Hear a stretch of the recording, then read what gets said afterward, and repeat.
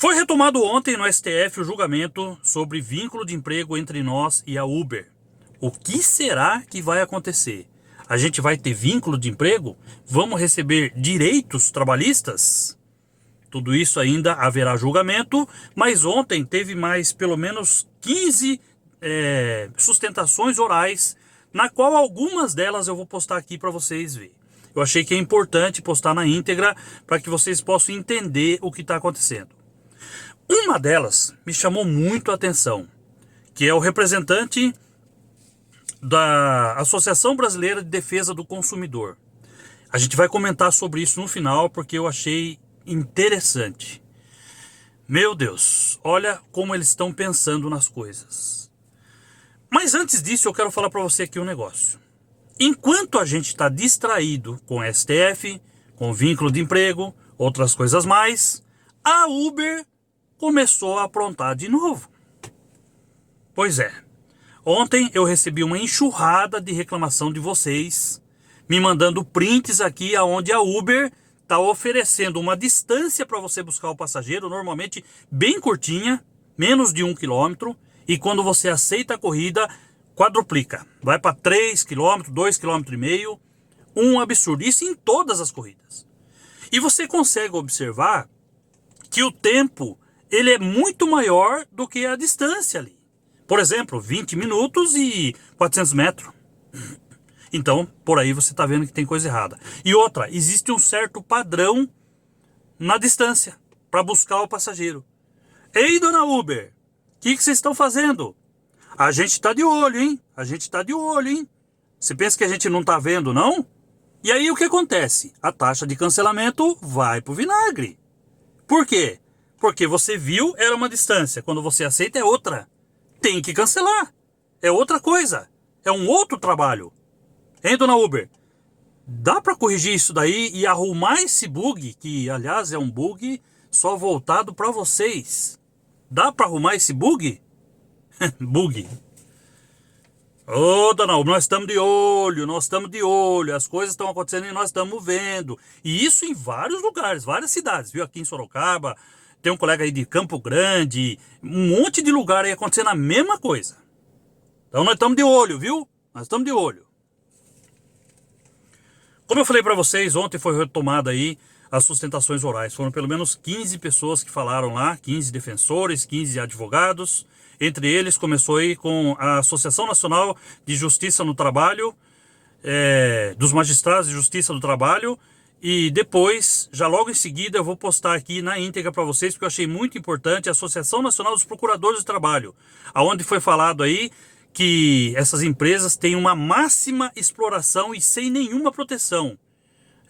E ela pede o reconhecimento de vínculo.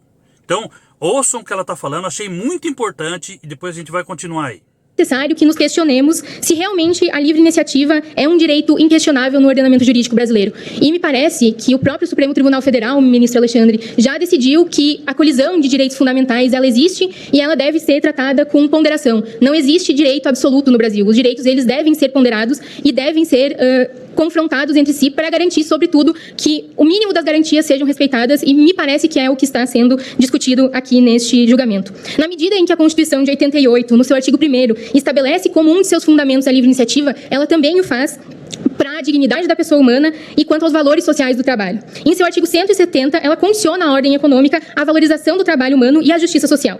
E não se busca, neste julgamento e com as nossas intervenções e com todo o respeito possível, inviabilizar o funcionamento da Uber, como foi já alegado aqui nesta tribuna. A tecnologia e a conveniência que a Uber trouxe para o Brasil, elas são inquestionáveis. O que se busca é garantir que esse funcionamento ocorra com o mínimo de respeito aos direitos e garantias a quem de fato move essa engrenagem, que são os motoristas. Será, e aí eu imagino que tenhamos que nos perguntar se essa forma, esse modelo de negócio é o único modelo viável através da máxima exploração do trabalhador e sem protegê-lo minimamente, negando-lhe os direitos básicos que a Constituição buscou assegurar para todos. E eu acredito profundamente que não. Acredito que é possível inovar, lucrar e, ao mesmo tempo, respeitar a dignidade daqueles que trabalham e daqueles que fazem esse modelo de negócio acontecer. E, para finalizar, eu trago uma reflexão, pois ontem no Brasil foi celebrado o Dia do Idoso. Quando eu saí aqui deste Supremo Tribunal Federal, eu percebi e tomei conhecimento dessa data. E é muito simbólico que este julgamento ele tenha começado durante o Dia do Idoso, porque também tratar dessa questão, é proteger o trabalhador hoje que está na linha de frente, os motoristas hoje que estão na linha de frente desse negócio, que no futuro eles tenham uma aposentadoria digna, que eles tenham uma velhice digna e que tenham um mínimo de proteção que hoje poderia ser garantido com o reconhecimento desse vínculo do trabalho. E é importante lembrar também que, segundo os dados de 2022 do IBGE, cerca de 27% dos trabalhadores hoje plataformizados contribuem para a assistência social. Então, proteger-lhes com o reconhecimento do vínculo de trabalho também é proteger-lhes na velhice e no futuro. E, por fim, Excelências, a Associação Nacional dos Procuradores e das Procuradoras do Trabalho defende que a resposta está, portanto, na primazia da realidade de que, quando presentes os requisitos para o reconhecimento desse vínculo do trabalho, cabe à Justiça do Trabalho fazê-lo. E a livre iniciativa, por fim, ela não pode ser exercida à custa da máxima exploração do trabalhador, e é dever da sociedade, deste Supremo Tribunal Federal, garantir a harmonização dos fundamentos da República, permitindo que a atividade econômica exista, mas sem renegar uma mínima proteção aos trabalhadores. Muito obrigada. Depois dela, foi falado o representante da Mobitech, que vocês sabem, representa a Uber, 99, etc., falando aí que existe apenas uma relação de parceria. E eles querem o PL12. PL12 eles querem. Eu não vou postar aqui porque a gente não vai aguentar ouvir o que eles estão falando aí. O representante da Mobitech, logo em seguida foi a Associação dos Motoristas Entregadores do Distrito Federal, Movimento Inovação Digital, que é o MID também, que representa aí as empresas. Depois, Sindicatos de Transportes do Rio Grande do Sul. E depois, online, também achei muito importante o que esse defensor falou, da Frente Ampla Democrática dos Direitos Humanos. E que foi ali contestado também pelo ministro Flávio Dino. Ele fez ele fez uma observação que eu vou deixar aqui na íntegra para vocês ouvir também. E o doutor Scoteg, agora o último que fez uso da palavra... Vossa Senhoria já guardou bem o nome de família. Eu aprendo rápido com Vossa Excelência. O doutor Scoteg fez alusão ao debate que acabou de ser posto novamente sobre a chamada subordinação algorítmica. E o que ele falou é muito grave. Tem um peso gigantesco, à luz da moldura fática aqui apresentada. Então, creio que seria útil uma reflexão mais aprofundada, pelo menos para mim, para minha convicção, de todas as partes e todos os amici curiae, em relação à existência ou não dessa figura de sanção que se daria pela via do algoritmo. Porque isso já foi posto aqui, mas ele deu densidade ao argumento. Então, a minha solicitação, não só aos eminentes relatores, mas sobretudo às partes do amici, que era uma reflexão sobre a chamada transparência algorítmica. Se existe, em que termos, e esse poder sancionatório vai até onde? Porque ontem o ministro Alexandre até muito bem colocou esse debate. É claro que qualquer relação contratual tem obrigações, evidente, mas a densidade ou a profundidade que distingue as várias relações jurídicas, porque sabemos bem que os contratos civis e comerciais têm no seu âmago, à luz do Código Civil, exatamente a igualdade, a paridade entre as partes, a letra expressa do Código. Então eu faria essa solicitação de um memorial complementar, e especificamente sobre o elemento da subordinação e transparência algorítmica. Obrigado. Olha aí, falando sobre subordinação algorítmica. Então existe? Claro que existe, né? Transparência? Claro que não existe. Então essas coisas precisam ser observadas e eles estão atentos, né? Em seguida, está aí o Sindicato dos Trabalhadores do Estado de São Paulo dizendo que não é uma intermediação da Uber. Não, ela não apenas intermedia, sabe? Então isso é uma coisa que tem que ser falado. Não é intermediação. Ela é uma empresa de transporte como a gente está vendo. É isso que está acontecendo. E aí depois, representante do iFood. Eu vou deixar aqui na íntegra também, porque eu sei que tem muitos entregadores que acompanham a gente, então acho que é importante vocês saberem o que o representante do iFood está falando. E ele está defendendo o quê? Apenas a intermediação. Olha só a forma como ele está falando aí. Aqui venho trazer as informações específicas do Amicus Curiae iFood, que são importantes para a situação da questão que está sendo discutida, mas eu lembro aqui algo que é muito importante. O tema constitucional, ele assegura, ministro Dino, o livre exercício de qualquer trabalho, né? E é verdade que os direitos trabalhistas, eles são irrenunciáveis, mas a opção de como prestar o seu trabalho é algo que integra a própria autonomia que está no plexo da dignidade da escolha do modo de relação. E eu vou explicar isso aqui bastante de maneira clara pelo modelo iFood. Ontem o ministro Dino questionava, no caso vertente, ministro Barroso, da relação entre o usuário, o motorista e o aplicativo. No caso do iFood, nós temos uma relação de 4 partes. O restaurante, né, que se vincula à plataforma, o entregador que se vincula à plataforma e o consumidor que contrata a refeição do restaurante. No modelo iFood, ministro Barroso, o entregador não é pago pelo iFood, pela plataforma. Ele é pago pelo restaurante. O iFood não desconta nada do entregador porque não tem relação de pagamento. E tem uma intermediação entre alguém que fornece comida e alguém que quer comprar comida, e esse entregador se habilita na plataforma para poder ser selecionado para fazer um serviço para o restaurante e indiretamente para nós que consumimos a comida. Então vejam que a complexidade do modelo iFood, a diferença do que está aqui no caso de repercussão geral, demonstra como é complexo submeter tudo ao molde de uma relação em que reconheço o papel do seu trabalho, o seu trabalho vai fazer o juízo prevalente. E claro que todos os entregadores dentro de cada modelo, são diversos, eles têm uma relação que é balizada por um termo de uso, para usar uma expressão expressão própria do mundo da internet, né, que é basicamente balizada por regras. E aí eu tento responder a pergunta do ministro Dino. Os algoritmos diferem de modelo para modelo. Mas uma coisa é, como foi dito aqui, punir um entregador ou um motorista que não participa com uma regularidade e permanência típica da relação de emprego. Outra coisa é bonificar aquele que dedica mais do seu tempo de alternância entre aplicativos para uma plataforma. E aí, no caso do modelo iFood, ministro Barroso, é muito mais peculiar. Por quê? Porque não se trabalha para o iFood 10 horas por dia. Por um motivo simples.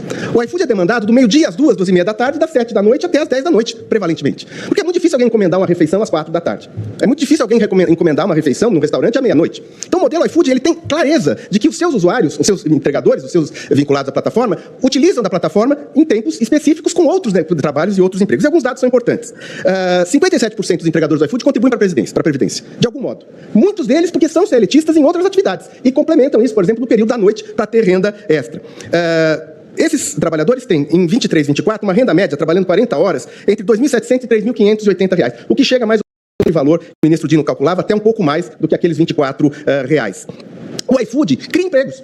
Por quê? Porque os grandes restaurantes têm entregador próprio. Mas a pizzaria menor, ela com o iFood, ela tem mais demanda. E ela contrata. Os estudos demonstram que na plataforma iFood há, em média, um aumento de 10% dos empregos regulares nos estabelecimentos que vendem comida. Porque aumenta a demanda. E o grande usuário, o restaurante usuário do iFood, é o estabelecimento menor. É aquela pizzaria, aquele restaurante que não tem condições. E mais do que isso, eu completo, ministro Fachin, é óbvio que nesse novo modelo de trabalho é preciso garantir direitos. Isso deve ser responsabilidade, inclusive, das empresas. E o iFood tenta fazer isso, ministra Carmen, dando seguro pessoal, assistência à saúde, seguro ao celular, porque se esse entregador tem o celular roubado, ele não tem como prestar o serviço, né? Planos de banda larga, pontos de descanso e apoio, e principalmente um programa de bolsas de estudos, ministro Barroso, que já deu 25 mil bolsas de estudos para os seus entregadores completarem o seu ciclo de formação.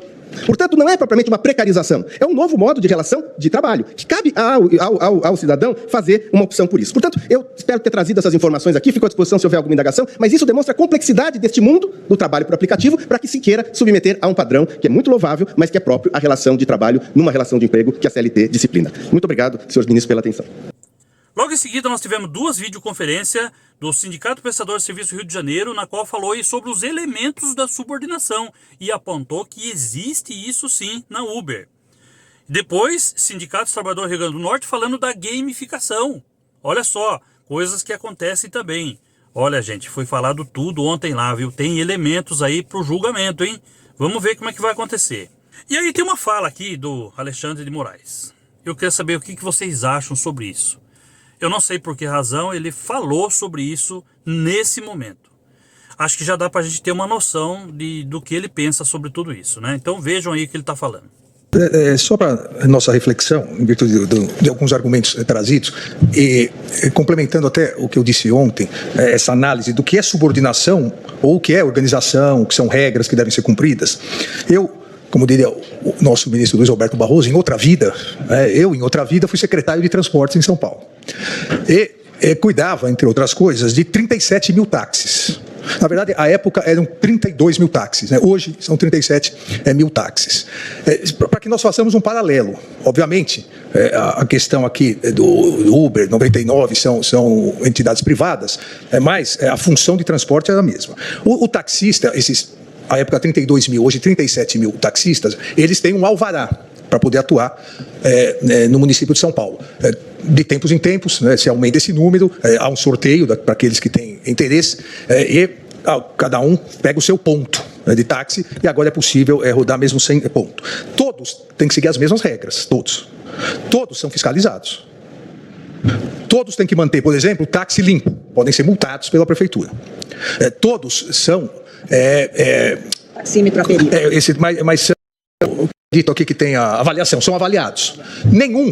Nenhum pode sentar numa mesa de negociação com a prefeitura e falar o quilômetro rodado é X, eu que quero... Não, quem define é o poder público. Não há relação de emprego, não há relação de trabalho.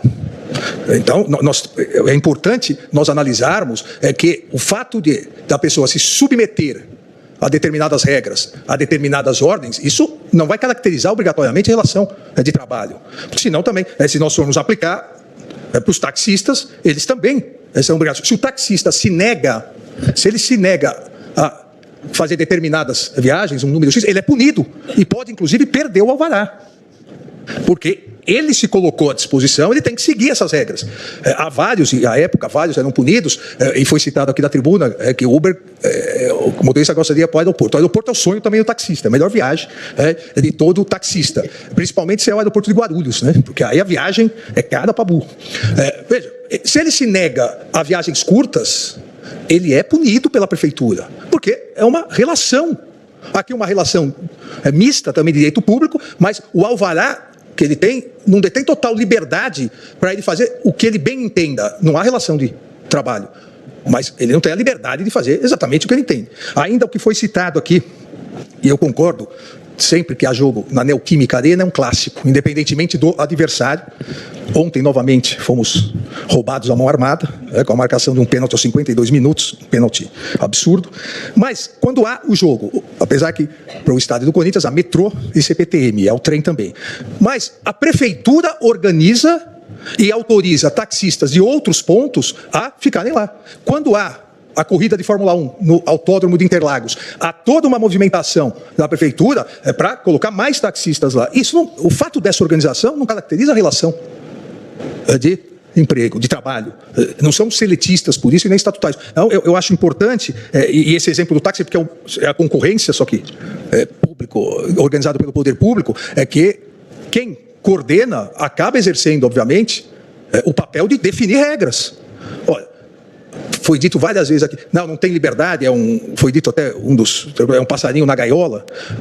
Não é porque não pode fazer o que bem entenda que não tem liberdade. São regras estabelecidas para o funcionamento de determinada atividade. Então, presidente, eu só achei importante fazer esse paralelo com esses exatamente hoje 37.043 taxistas no município de São Paulo. Obrigado, presidente. Logo em seguida, a Associação Brasileira de Advocacia Trabalhista e agora sim, vou colocar na íntegra para vocês aí, a Associação Brasileira de Defesa do Consumidor.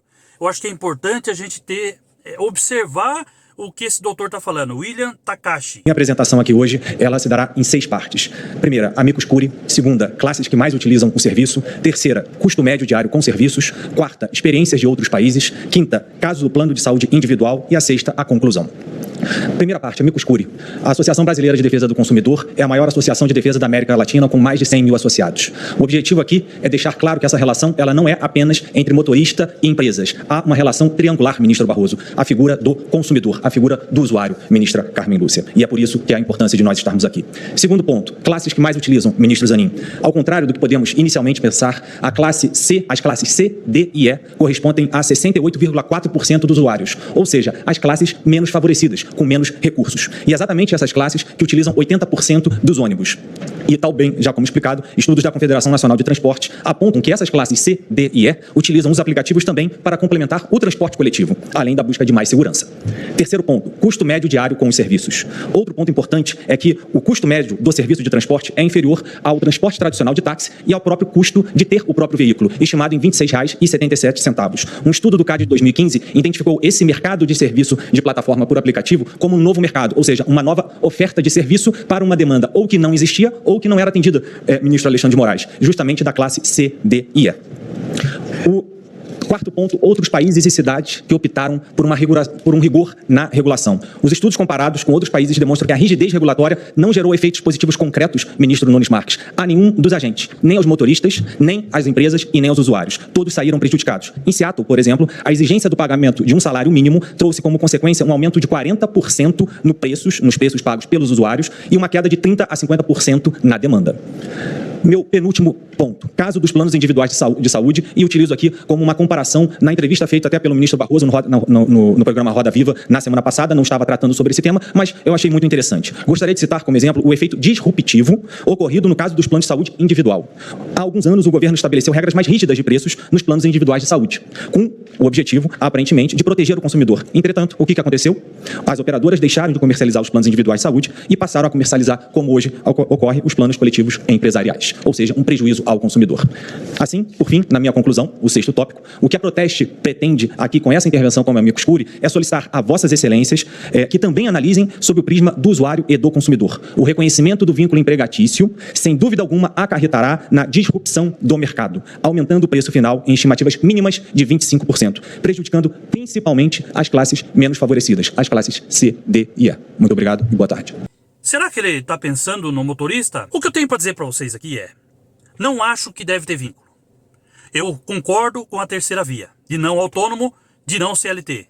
Mas sim, uma terceira via de trabalhador com direitos, como eu sempre falei para vocês aqui. Vai aumentar o preço para o consumidor? Eu acho que deveria. Desculpem o pessoal, o passageiro, todo mundo que está me assistindo aqui, mas a Uber tem um negócio aonde nós, motoristas, subsidiamos tudo. Não são os investidores mais. Agora é o motorista. É um negócio que funciona porque nós fazemos viagens baratas. E barato ao ponto da gente pagar pela viagem, da gente pagar pelo serviço. Então é isso que está errado. Quando se fala em aumento de preço, vai morrer o serviço. Uber não vai existir. Porque se aumentar o preço para o consumidor e pagar o justo para o motorista, a Uber não presta, a Uber não funciona mais. É isso que está acontecendo, gente. A gente precisa saber que a Uber só está funcionando porque tem motorista fazendo esse trabalho, destruindo o seu carro para que funcione a roda. É isso que está acontecendo. Vocês acham, gente, que está certo a Uber mandar viagens para nós que ela mesma sabe que você vai pagar para trabalhar? Então, no mínimo, deveria acontecer um negócio. A gente vai estabelecer aqui que, na regulamentação, por exemplo, a Uber jamais vai poder mandar uma viagem para você que não cubra o seu custo e te dê um lucro. Lucro menor, lucro maior, mas vai ter lucro. Tem que ser estabelecido isso na regulamentação, porque do jeito que está não dá. Então, há uma preocupação aqui com o aumento, porque são classes C, D e E. Ora, se a classe C, D, principalmente a E, ela não pode pegar um Uber, um carro com ar-condicionado na porta da casa dela, isso não é culpa minha. Não sou eu, o motorista, que tenho que fazer esse trabalho. Agora, esse trabalho de ir buscar classe E, classe D e C, que seja, tendo que eu pagar, então tem coisa errada. Ah, mas a Uber não pode só estar na classe A e B. Ora, por que não precifica de maneiras diferentes, mas o motorista sempre tendo lucro? O julgamento vai ser retomado agora, daqui 30 dias. Eles vão analisar tudo isso que aconteceu. Foram mais de, acho que 30 sustentações orais, entre eles as empresas e os defensores aí. Certo é que até agora não ouvi falar ainda em valor por quilômetro, em tempo, em preço base, em pagamento justo ao motor. Até agora não ouvi falar. Então, sabe Deus o que vai acontecer. Acho mesmo, até pelo que eu estou percebendo, que não vai ter vínculo. Mas tem que ter direito. Então, separa uma coisa da outra. Não vai ter vínculo. Ah, beleza, não tem vínculo. É um contrato. Tudo bem, é um trabalho por contrato. Mas tem que ter direitos. Vocês concordam? Deixa aqui nos comentários o que vocês acham disso. Temos que ter direito, gente. Nós não podemos abrir mão porque é um trabalho. Todo trabalho está lá na Constituição, ele deve ter direitos. E a Uber, sim, deve ser responsabilizada por um monte de coisa que ela não vai ser mais, de acordo com o que acontecer. Ela não vai. Somos meras intermediadoras, precificando, dando ordem, gamificando, esquecendo dos elementos aí do vínculo. Bom, vamos conversando sobre tudo isso e lógico que eu vou deixar vocês aqui em alerta, sabendo de tudo o que está acontecendo. Então, é só se inscrever no canal, ativar o sininho, deixar aqui os seus comentários, deixar o like, hypar o vídeo, entrega esse vídeo aqui para um monte de gente aí, gente, porque é necessário que a gente saiba o que está acontecendo. O que vocês acharam? Ah, consumidor não pode pagar? Não sou eu que tenho que pagar pelo consumidor. Tá? Preço justo em todas as corridas. E dona Uber, tamo de olho, viu? Porque vocês acham que a gente está distraído lá com a STF e fica fazendo aprontando, né? Você fica aprontando, né? Então, e outra coisa, hein? Um monte de motorista aí vai ter taxa de cancelamento, vai aumentar a taxa de cancelamento. Então, cuidado com esse negócio de mandar o motorista aí excluído por taxa de cancelamento, hein? Vocês é que estão errando. E depois eles vão usar esse meu vídeo aqui lá com o juiz, hein? Então, olha só o que vocês estão fazendo. Oferecer uma distância? Tem que ser a mesma distância. E a corrida também. Oferecer um valor, no final é o mesmo valor. Gente, eu fico aqui o dia inteiro falando com vocês, mas tá bom. Vamos nos falando aí nos próximos vídeos, porque olha, tá difícil, hein? Segurar todo esse rojão aí. Certo? Então é isso aí, tamo junto, um abraço, fique com Deus, até o próximo vídeo.